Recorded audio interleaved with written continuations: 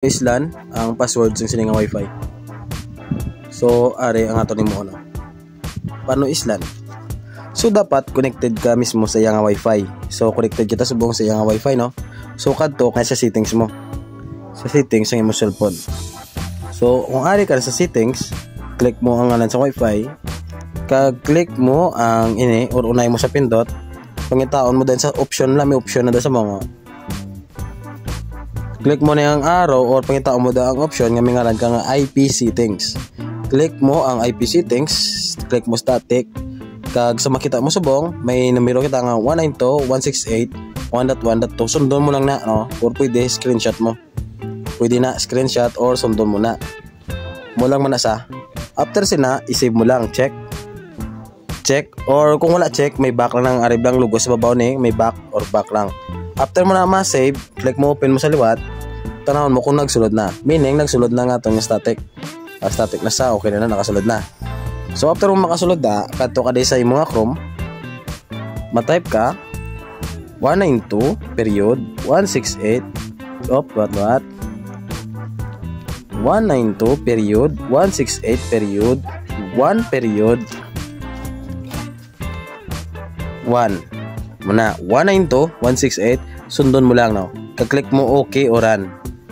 So after sina mangayon na sa username kag password.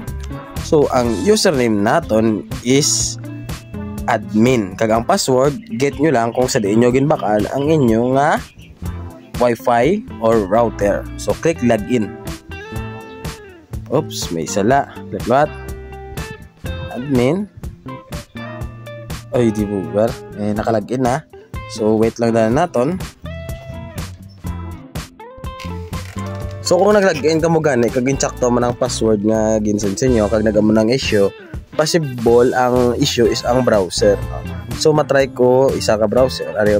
Ariyo pwede man bisan ini browser Basta kung gaamo na sa gani nga the user has logged in somewhere else, please try again later.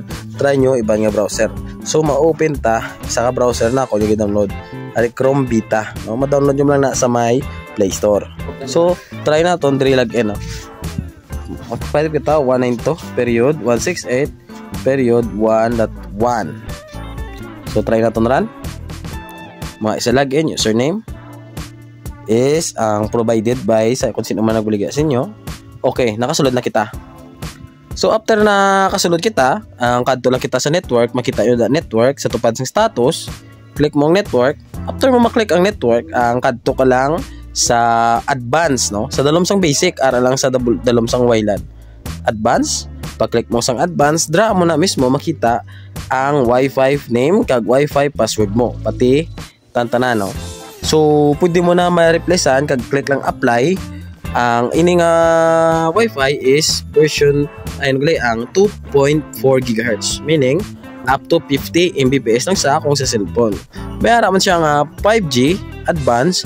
Amo naman nisa ang 5G network sang iya mismo nga router. Kung sa diin maximum up to 200 to 500 Mbps kaya sang cellphone mo kung compatible sa 5 GHz nga Wi-Fi. So after sina, pwede ka na kailis ang password. After mo makailis ang password, click lang apply. So basahon mo da, you can input 8, minimum of 8 to 63 character. Amol na kasimple. So that's all and hope you learn something new.